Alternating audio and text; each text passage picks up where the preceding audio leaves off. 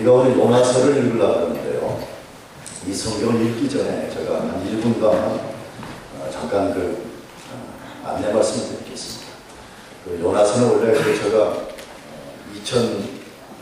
2002년에 영광교회 부임에 와가지고 그때 기억이 한 6월쯤 됐는데 제가 그 요나서를 한번 강해를 한 적이 있었습니다. 근데 최근에 계속 기도하는 중에 성경을 어디를 강해할까 계속 기도하는데 아무도 떠오르지가 않아요. 근데 계속 자꾸 요나서 생각이 많이 나서 요나서 한번 더 해야 되겠다 그런 생각이 들어가지고 다시 하게 됐어요. 근데 아마 이 가운데는 그때 요나서를 들었던 분들이 아마 거의 다섯 분 안에 아마 있을 것 같아요. 근데 한번 더 들으시면 좋겠어요. 근데 그때 똑같은 설교하지는 않고요. 제가 다시 설교 준비했고 제목만 아마 비슷하게 쓸 것 같습니다. 제목만. 그래서 우리가 요나서를 앞으로 같이 강의하고 또 듣고 그러려고 하는데 요나서 오늘 1장 1절에서 3절까지 말씀 같이 읽도록 하겠습니다. 다 같이 읽겠습니다. 시작.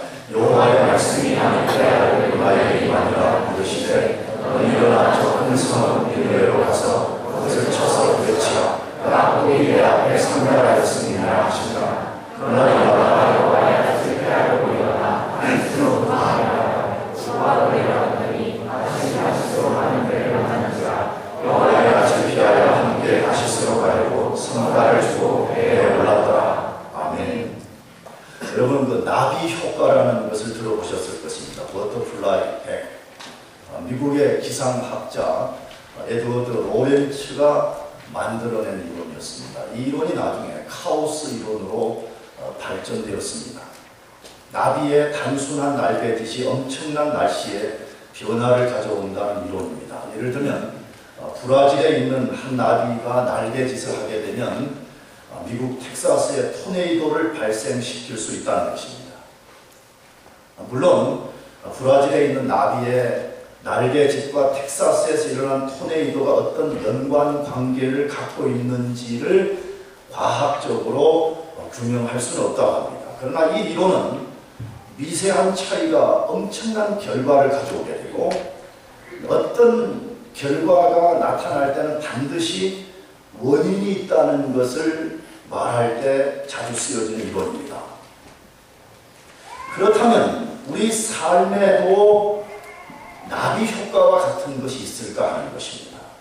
다른 말로 하면 우리 삶의 고난도 어떤 원인에 의해서 오는 것일까 하는 것입니다.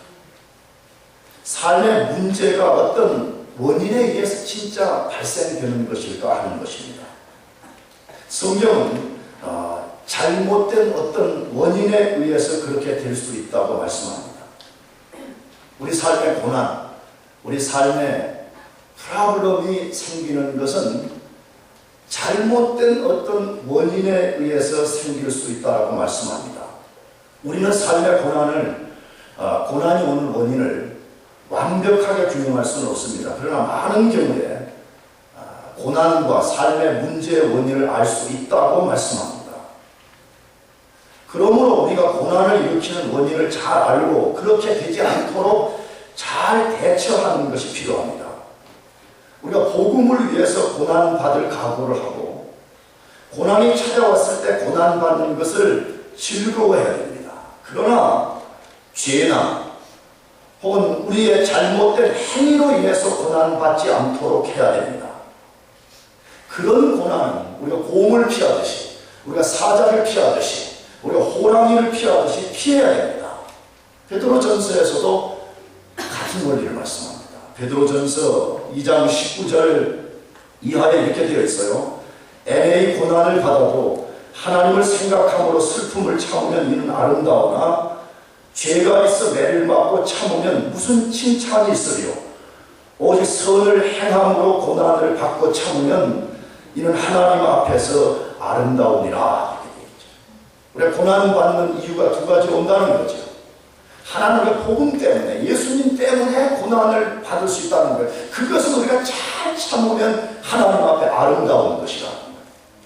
그러나 우리가 죄를 지어서 우리가 잘못해서 하나님 앞에 매를 맞고 참으면 그게 무슨 칭찬이 되겠냐 그렇게 말씀하는 거예요. 그러므로 우리가 우리 잘못으로 인한 고난을 당하지 않도록 해야 된다는 거예요. 아멘? 매우 중요한 가르침이죠. 그러므로 왜 우리가 삶의 고난을 만나고 삶이 잘 뒷꼬이는 잘 풀어지지 않는 난제를 만나게 되는가를 잘 배우는 것이 필요합니다. 하나님의 요나서를 통해서 그것을 우리들에게 너무 잘 알려주고 있습니다. 저는 그래서 요나서를 좋아하거든요. 요나서를 읽어보면 우리 인생이 어떻게 하면 잘못으로 인한 고난을 당하지 않고 하나님 은혜 속에 사는가 이것을 아주 잘 가르쳐주고 있습니다. 요나서의 전반부인 1장, 2장을 보면 요나서의 인간 주인공인 요나가 엄청난 고난을 겪은 이야기를 소개하고 있습니다. 어떤 고난을 겪었을까요? 그는 큰 태풍을 만났다 그렇게 되어 있고 그 태풍을 만나는 것으로 끝나지 않고 배 밖으로 던져졌고 배 밖으로 던져서 바다 밑에까지 내려갔고 큰 물고기 뱃속에서 3일간을 지내야 하고 급기야는 고통을 다 겪은 후에야 본래의 자리로 돌아가게 되었다. 그렇게 말씀하고 있습니다. 그러면 요나는 왜 그런 고난을 겪어야 했습니까? 왜 이스라엘의 유명한 선지자가 그런 고난을 겪어야 했냐 하는 것입니다. 유명한 선지자가 그런 고난을 겪었다면 저와 여러분 말할 것도 없잖아요. 우리도 고난을 받을 수 있다는 거예요. 요나는 이스라엘의 유명한 선지자였음을 추론할 수가 있습니다. 열왕기하 14장 25절에 그에 대해서 이렇게 기록이 되어 있어요. 이스라엘 하나님 여호와께서 그 종 가드헤벨 아미떼의 아들 선지자 요나로 하신 말씀과 같이 여로보암이 이스라엘 지경을 회복하되 하맛 어귀에서부터 아라바 바다까지 하였으니 라고 되어 있습니다. 자, 이것은 북이스라엘의 가장 강력한 부흥을 가져왔던 여로보암 시대에 일어난 일을 소개했는데 요나가 예언을 했다는 것이에요. 뭐라고? 이스라엘 지경을 회복하되 하맛 어귀에서부터 아라바 바다까지 다시 회복될 것이라. 근데 그 예언대로 됐다는 거예요. 여러분, 한 선지자가 예언을 한 것이 그것도 국가적인 지경을 넓히는 것이 성취됐다 그러면 백성들이 어떻게 하겠어요? 야, 요나가 대단한 선지자구나. 요나가 말한 대로 됐구나. 아마 백성들이 요나를 굉장히 지지하고 따랐을 가능성이 많습니다. 그러므로 요나는 이스라엘의 아주 유명한 선지자였음이 틀림없습니다. 근데 그런 선지자가 왜 엄청난 고난을 겪어야 했는가 하는 것입니다. 하나님의 부르심과 사명을 수행하라는 말씀에 불순종했기 때문에 그렇습니다. 요나서를 펴는 딱 그것이 나옵니다. 요나서 시작이 그것으로 시작합니다. 하나님의 부름을 받고 하나님의 사명을 받은 요나가 불순종했기 때문에 그런 고난을 당한다 그렇게 말씀하고 있습니다. 나비의 날개짓과 토네이도가 어떤 연관관계가 있는지를 우리는 규명해낼 수 없지만 불순종과 삶의 고난은 명백한 연관관계가 있다고 성경이 말씀하고 있습니다. 하나님의 자녀들이, 하나님의 백성들이 불순종의 날개짓을 하게 되면 반드시 토네이도라는 고난을 일으키게 된다는 것입니다. 그렇다면 왜 요나는 하나님의 말씀에 불순종으로 반응했을까 하는 것입니다. 하나님의 뜻이 아주 명백함에도 불구하고 왜 불순종으로 반응해서 고난을 받았는가 하는 것입니다. 첫째로는 하나님이 주신 소명과 사명의 위대한 뜻을 몰랐기 때문입니다.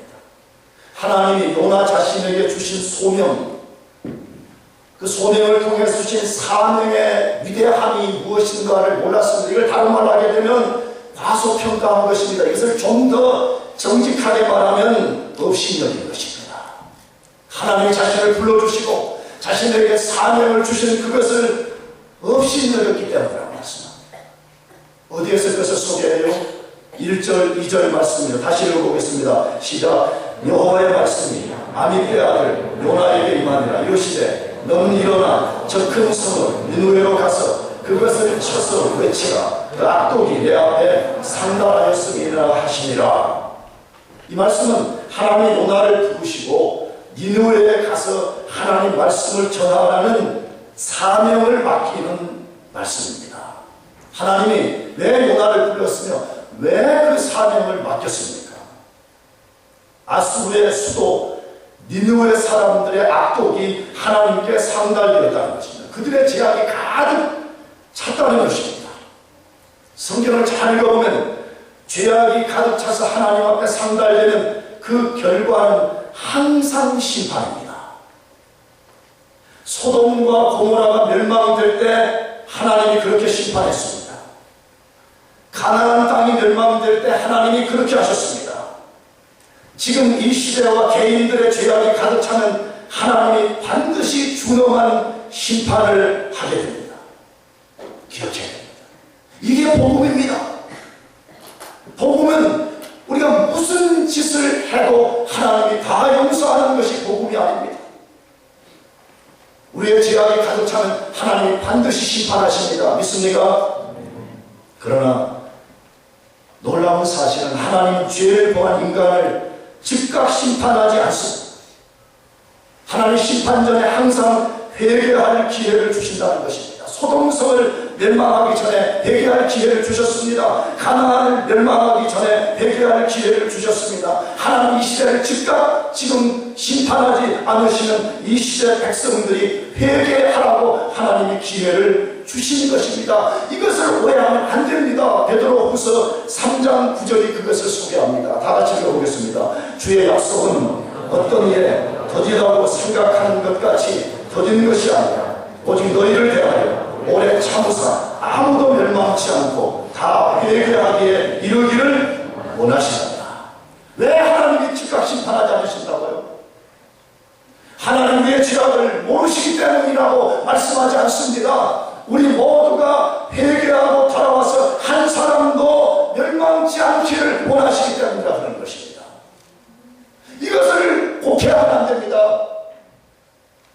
이것을 잘못 이해해서 자기 죄를 짓는데 합리적으로 사용해서는 안 되는 것입니다. 하나님이 참아주시는 것, 우리가 멸망당하지 않고 회개하고 하나님께 돌아오기를 하나님이 기다리시기 때문이라고 말씀합니다. 여러분, 그러므로 요나가 받은 사명은 결코 작은 것이 아니었습니다. 그가 받은 사명 속에는 하나님의 말로 표현할 수 없는 자비의 마음과 우리가 다 헤아릴 수 없는 하나님의 큰 뜻이 담겨져 있었습니다. 하나님은 12만 명이 넘는, 요나서 4장을 읽어보게 되면 니느웨 백성이 12만 명이었다고 했습니다. 그 12만 명이 되는 사람들이 멸망되기를 원치 않으셨습니다. 그래서 심판 전에 요나로 하여금 회개의 복음을 전하게 하신 것입니다. 여러분, 이것이 얼마나 중대한 것이었습니다. 이것이 얼마나 긴급한 일이었는지를 소개하는 단어가 그 본문 1절, 2절에 세 가지로 소개되어 있습니다. 하나님이 요나에게 뭐라고 말씀해요? 일어나라. 두 번째는 뭐예요? 가라. 세 번째는 뭐하라? 외치라. 얼마나 긴급하고 얼마나 중요한 것이면 하나님 일어나라. 여러분, 일어나라는 말은 문자도 외우자에 앉아 단순히 일어나는 말이 아니잖아요. 현재 너의 삶에서 모든 것에 우선순위를 두고 여기에 집중해서 가서 복음을 전하고 멸망, 심판 아래 놓여있는 그들이 회개하고 돌아오는 그 일을 하라. 그것을 위해서 가라. 가서 외쳐라. 라고 말씀합니다. 여러분, 이것이 하나님의 마음입니다. 오늘도 하나님은 우리에게 그렇게 말씀하고 있습니다. 믿습니까? 그렇게 말씀하고 있습니다. 일어나라는 것입니다. 낙심하고 불평하고 세상의 욕망을 쫓아가고 허망한 세상 잠깐 있다가 없어질 허망한 세상에 목을 매는 삶을 살지 말고 그것이 일어나라는 것이에요. 가라는 거예요. 가서 뭐하라? 외치라. 너희들 회개하지 않으면 멸망이 멸망이 임할 것이라는 것을 가서 선포하라는 것입니다. 그런데 요나가 하나님의 마음을 헤아리지 못했습니다. 요나는 자기가 받은 사명의 위대함과 고귀함을 몰랐습니다. 하나님이 자기에게 주신 사명이 얼마나 크고 놀라운 것인지를 이해하지 못하고 그것을 업신여겼습니다. 자기의 편협한 생각으로 하나님의 부르심을 거역하게 된 것입니다. 그 결과로 요나가 고난을 당하게 된 것입니다. 오늘날도 하나님은 자신의 뜻을 성취하기 위해서 우리를 부르시고 사명을 맡기십니다. 그럴 때 우리가 요나처럼 불순종으로 반응해서는 안 됩니다. 우리가 받은 사명이 크든 작든 간에 그 속에는 하나님의 크고 놀라운 뜻이 담겨져 있다는 것을 믿어야 됩니다. 아멘? 저는 진짜 그렇게 반응해요. 난 여러분에게 자주 말씀드렸잖아요. 내가 여러분에게 뭐 좋게 말하고 나쁘게 말하고 그렇게 하고 내가 얻는 덕이 뭐가 있겠어요? 그렇죠? 4년 5년이다 졸업하고 가버리고 뭐 연락도 안 하고 뭐 다 그렇게 사는데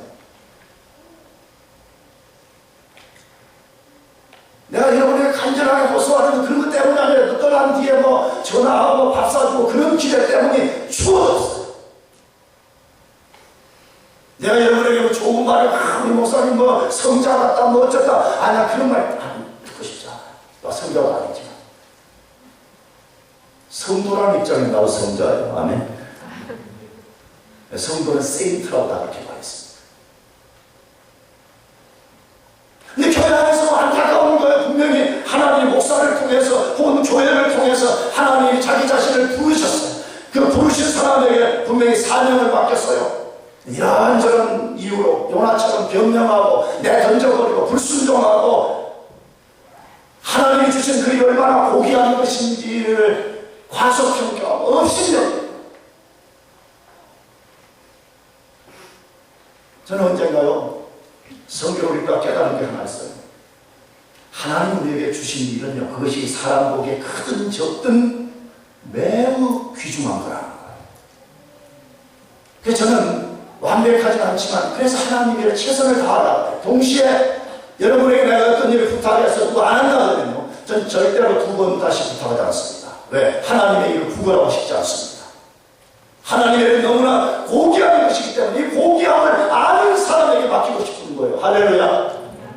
제발 그렇게 하나님의 교회 일을 맡길 때는 하나님이 직접 육성으로 장목사야 너 이 일 좀 해주면 좋겠다 그렇게 부르시지 않잖아요. 목사를 통해서 공동체를 통해서 우리를 콜림하시잖아요. 여러분 그럴 때 우리가 크든 작든 하나님께로부터 온 일이 매우 귀중하고 매우 위대하다는 것을 기억하고 요나처럼 반응해서는 안 됩니다. 오직 순종으로 반응해서 여러분 삶에 하나님의 큰 은혜가 있기를 축복합니다. 그럼 2번째로 왜 요나가 하나님 말씀에 불순종으로 반응했습니까? 잘못된 자기 신학과 잘못된 자기 생각과 잘못된 자기 감정을 따랐기 때문입니다. 잘못된 자기 신학 이론 다 있습니다. 여러분 다 있습니다. 왜냐하면 우리 인간은 다 그런 나름대로의 편협한 생각을 가지고 있고 심지어 우리가 교회 가다 보면 어떤 사람은 뭐 감리교, 장로교, 어떤 사람은 침례교 뭐 다양한 디나미네이션에서 목회를 하고 그 디나미네이션의 교리를 배우게 되고 또 여러분들이 저 밑에서 미치라고 좀 이상한데 저 같이 어쨌든 여기서 몇 년 동안 설교를 듣다 보면 듣기 싫어도 내가 가진 신학 사상을 여러분이 듣게 되니까 너희도 여러분도 모르는 사이에 여러분 신학 이론이 형성이 되는 것이에요. 그래서 자기 나름대로 신학 이론을 가지고 있고 신앙 원리를 가지고 있고 신앙의 색깔을 가지고 있고 더 나아가서 정서, 감정이 다 복합적인 것을 갖고 있습니다. 근데 그것이 다 나쁘지 않아요. 그 문제는 잘못된 이론을 쫓는다. 잘못된 신학 이론, 잘못된 신앙 이론을 따라가면서 그것이 안 맞으면 거역해버린다는 것이에요. 어디서 그것을 발견할 수가 있어요? 3절, 3관절 다 같이 읽어보겠습니다. 시작. 그러나 요나가 여호와의 낯을 피하려고 일어나 다시스로 도망하려 하여. 그러나 요나가 여호와의 낯을 피하려고 일어나 다시스로 도망하려 하여라고 말씀합니다. 하나님의 부르심에 대해서 요나가 어떤 반응을 했는지 소개하고 있습니다. 요나가 나타낸 반응을 어떻게 소개하고 있어요? 아주 중요한 두 단어를 소개했죠. 하나는 뭐죠? 그러나 또 하나는 뭐죠? 일어나입니다. 그러나와 일어나 이 두 단어를 통해서 요나의 반응을 소개하고 있습니다. 이 두 단어는 요나가 하나님의 부르심에 얼마나 강한 불순종의 태도를 가졌는지를 보여주고 있습니다. 요나는 2절에서 하나님이 일어나라고 하는 말씀에 반응하여 일어나기는 했지만 그 일어남은 불순종을 위한 일어남이었습니다. 우리 신앙생활에서 이 두 단어를 바르게 사용해야 됩니다. 불순종을 위해 그러나와 일어남이 되어서는 안 됩니다. 너무 많은 사람들이 목사의 설교를 하면 반응합니다. 그러나로 반응합니다. 일어납니다. 불순종을 위해서 일어나는 사람도 있어요. 여러분 잘 생각해서 우리가 이 그러나와 일어남이라는 단어를 어떤 데 사용해야 되겠습니까? 우리는 죄와 신앙의 대적자들을 대항하기 위해서 그러나로 반응해야 됩니다. 할렐루야. 원수들이 우리를 무너뜨리라고, 원수들이 우리를 조롱하고 그러한 때에도 우리가 굴하지 않고 그러나 원수인 마귀 너가 나를 그렇게 공격하지만 그러나 나는 예수 그리스도를 의지하고 일어서겠다. 이렇게 반응해야 되죠. 우리를 무너뜨리려 하는 세력을 대하여 하나님 말씀에 순종하기 위해서 우리가 일어남으로 반응해야 되는 것입니다. 그렇다면 왜 요나는 하나님의 부르심을 불순종으로 반응했을까 하는 것입니다. 본문의 근거에서 여러 가지 추론이 가능합니다. 첫 번째로는 자기가 받은 사명이 너무 커서 자기 힘으로 감당할 수 없다고 생각하는 것입니다. 어디서 그걸 추론할 수가 있어요? 하나님이 요나에게 사명을 주실 때 너가 가서 감당할 사명지는 작은 성이 아니라 무슨 성이라고 했어요? 큰 성이라고 했어요. 저 큰 성읍 니누에. 요나가 이 사명을 받을 때 실제 니누에는 전 세계에서 가장 큰 도시였어요. 인간적인 눈으로 볼 때 너무 사명을 감당하기에는 너무 그 도시가 컸던 것입니다. 자기 눈으로 볼 때 도저히 그 사명을 수행할 수 없다고 판단을 한 것입니다. 맞습니다.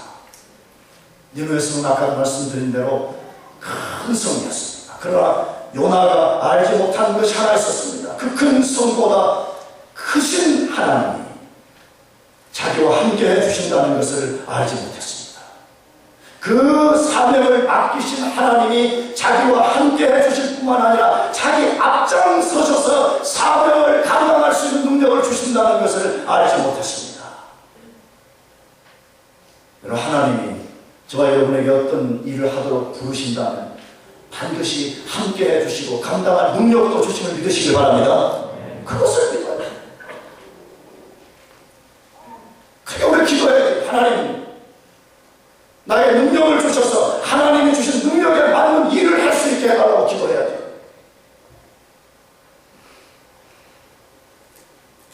나는 여러분 잘 모르겠는데 나는 좀 그런 요소가 있어요. 나는 예수 믿고 복음을 이해한 이후부터는요, 할 수 있으면 더 큰 일을 해보고 싶은 거예요.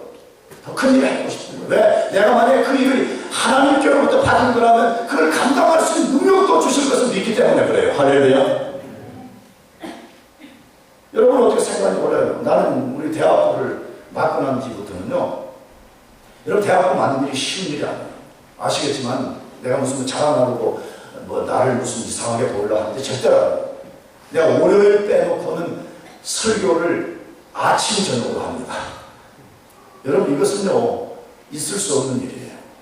왜 그런지 알아요? 육체가 힘들어서 그런 게 아니에요. 육체는 어떤 여러분보다 편한 일이에요. 나는 아침에 가서 설교하고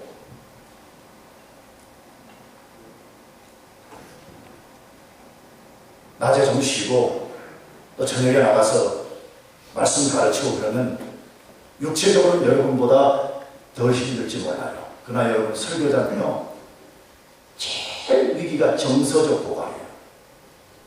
계속 말씀을 쏟아놓게 되면 어느 시점에 가면 빈 주전자처럼 드러나요.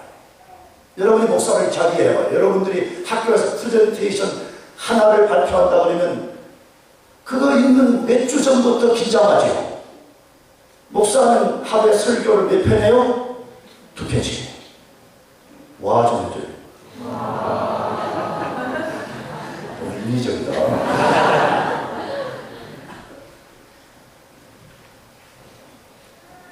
그래서 사실은 그렇게 하는 것이 굉장히 너무 많은 스트레스예요. 그래서 학기가 시작되니까요, 막 계속 스트레스. 목이 갈라져가 찢어져가 목소리가 안 나고. 근데 저 속에 뭐가 생기나? 포기하지 말아야 돼요.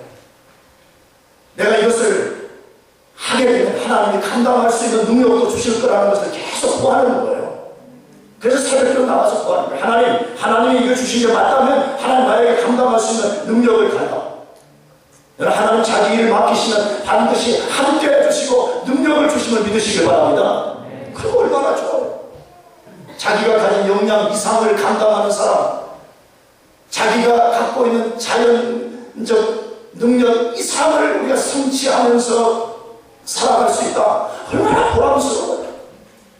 그냥 그런 생각이 들어요. 무슨 80년, 90년까지 살 필요가 뭐 있냐? 최선을 다해서 말씀을 전하다가 하나님이 오라면 쌈밥하게 가는 거예요. 할렐루야. 쌈밥이 잘 뭔지 모르겠어요. 그냥 호연히 가는 거예요. 호연히 하는 거예요. 얼마나 좋겠어.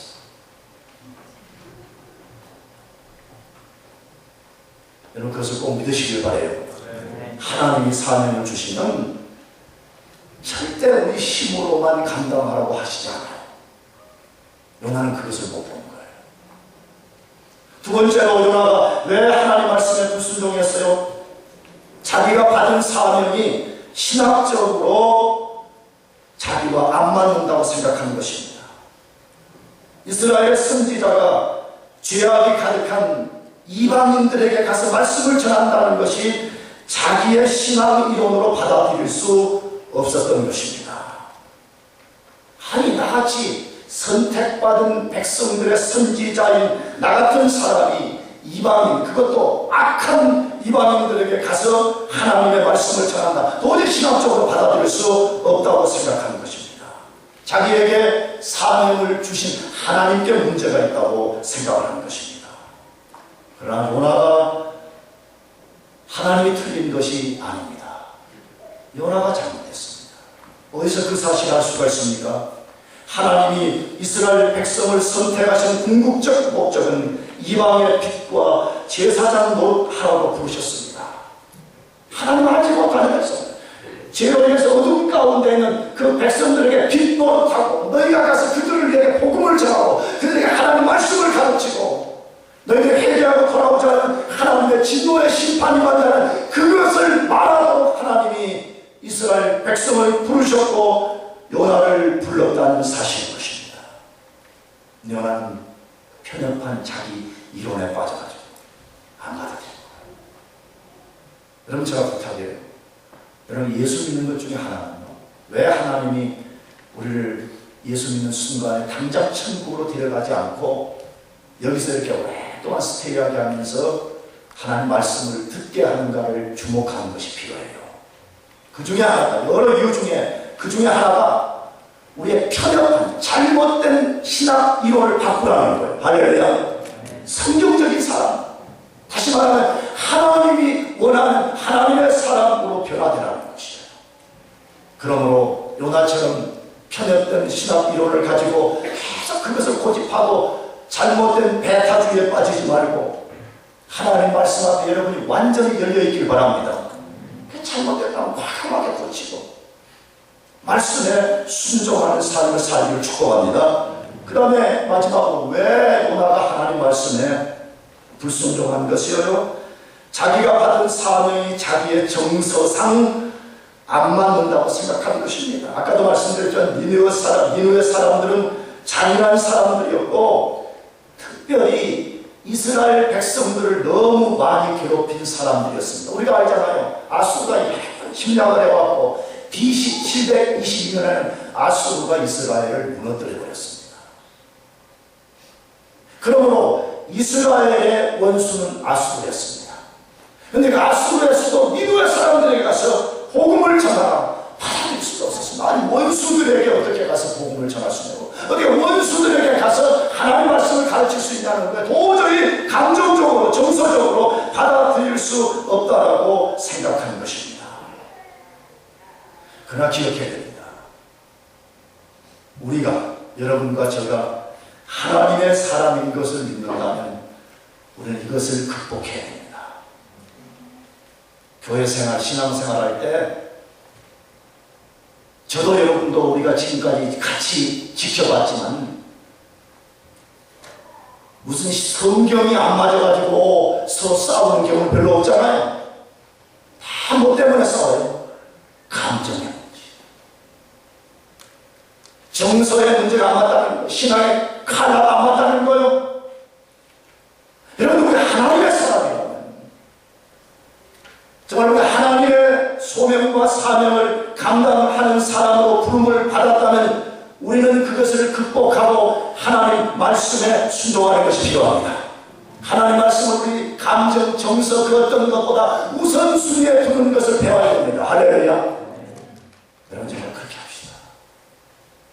그래서 저와 여러분이 요나처럼 하나님께 불순종으로 반응하는 사람들이 아니라 온전한 순종으로 반응하는 사람들이 되기를 축복합니다. 마지막 세 번째로, 왜 요나가 하나님 말씀에 불순종으로 반응했습니까? 자기에게 펼쳐진 환경을 잘못된 원리로 해석했기 때문입니다. 우리말로 한자식으로 하면 아전인수격으로 해석했기 때문입니다. 어디서 그것을 알 수가 있어요? 3절 하반절 다 같이 읽어보겠습니다. 시작. 욥바로 내려갔더니 마침 다시스로 가는 배를 만난지라. 여호와의 낯을 피하여 함께 다시스로 가려고 성가를 주고 배에 올랐더라.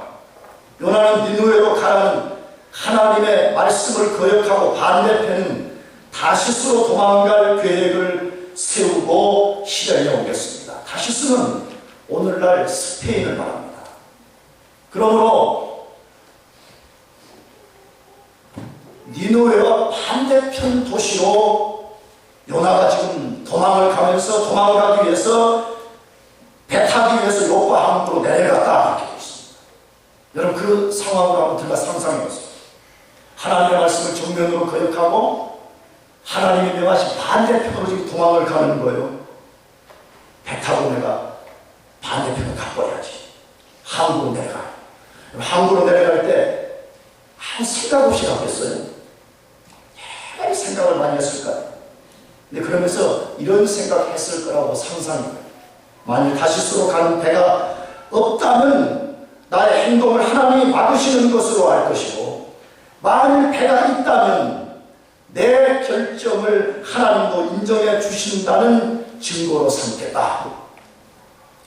여러분, 이것이 하나님 앞에서 불순종의 길을 가는 사람들이 불순종을 결정하고 자기 행위를 합리화시킬 때 자주 쓰는 이론이잖아요. 꼭 침패타가지고 어떤 쪽으로 가야지 맞죠? 저쪽이구나. 만일에 배가 있다면 내 결정을 하나님이 인정하는 것이고, 없다면 하나님이 인정하지 않으시는 것으로 알겠다. 아마 그렇게 생각했어요. 그런데 어떤 일이 벌어졌습니까? 본문에 뭐라고 했어요? 마침 다시스로 가는 배를 뭐한지라? 만난다. 마침 다시스로 가는 배를 만난지라. 여러분, 마침 다시스로 가는 배를 만났을 때 요나가 뭐라고 소리쳤을까요? 물론 뭐 외적으로 쳤는지는 모르지만 속으로 아마 그랬을 거라. 자, 그럼 그렇지. 내 결정이 맞았다. 하나님의 결정이다. 않고 정서적으로 맞지도 않고 이런 내 힘으로 감당할 수 없는 이런 것을 주실 수가 있냐? 하나님이 선택하신 것이다. 역시 나 요나 정말 참 멋있다.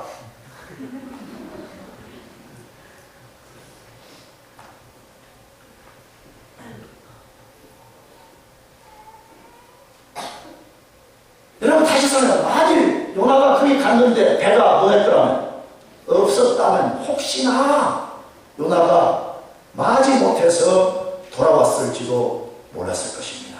그런데 환경이 자기가 의도한 대로 펼쳐지게 될 때 자기의 모든 것이 옳았고 하나님이 틀렸다고 생각하고 불순종의 길을 당당하게 간 것입니다. 그러나 요나가 알지 못하는 것이 있었습니다. 불순종의 길에서 만나는 형통은 하나님의 주신 것이 아니라는 것을 몰랐습니다. 여러분 똑바로 기억해야 됩니다. 불순종의 길에서 만나는 환경의 형통은 하나님이 주신 것이 아니고 불순종의 결정이 옳았다는 것을 보증하는 하나님의 사인도 아닙니다. 너무 많은 사람들이 하나님의 인도를 받으면서 불순종의 길에 가는 것이 너무나 자명하게 보여요. 그럼에도 불구하고 환경적으로 뭐가 자기 원하는 대로 조금만 열어주면 그렇지 하나님 주시는구나, 하나님이 내 행위를 옳게 여기시는구나 라고 생각하는 사람이 너무나 많습니다. 그러나 잘 생각해 보세요. 하나님은 자신이 주신 말씀과 반대되는 환경을 동시에 주셔서 자기 백성들이 혼돈 가운데 빠지는 것을 허용할까요? 안 할까요? 허용하지 않습니다. 다시 말하면 말씀은 이쪽으로 가라고 그러고 환경은 이쪽으로 가라고 하면서 그래 그쪽도 다 내 뜻이다. 하나님은 그렇게 하시지 않는다는 사실인 것입니다. 그러므로 우리가 잘 기억해야 됩니다.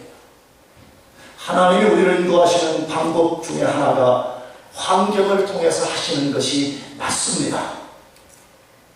그러나 말씀과 환경이 부딪힐 때는 항상 하나님 말씀을 환경보다 절대적 우위에 두어야 된다는 사실입니다. 믿습니까?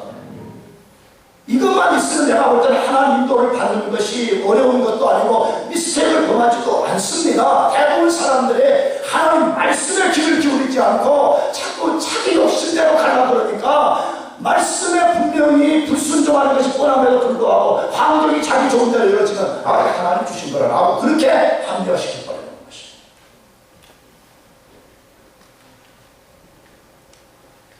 또 하나 기억할 사실은 불순종 가운데 만나는 형통은 반드시 고통을 불러들인다는 사실인 것입니다. 불순종 가운데서 만나는 형통은 고통을 불러오는 문을 여는 것과 같습니다. 오늘 우리 성경에는 요나가 선가를 주고 뱃값을 지불하고 그 말이에요. 선가를 주고 배에 올랐다라고 되어 있습니다. 그러나 원문 성경과 어떤 영어 성경은 원문을 근거해서 배에 내려갔고 라고 되어 있습니다. 요나가 배에 내려갔다 되어 있습니다. 무슨 이야기 하고 싶은 거죠? 요나가 불순종을 선택하는 순간부터 그는 내려가는 인생으로 전락되어 버렸다는 것이죠.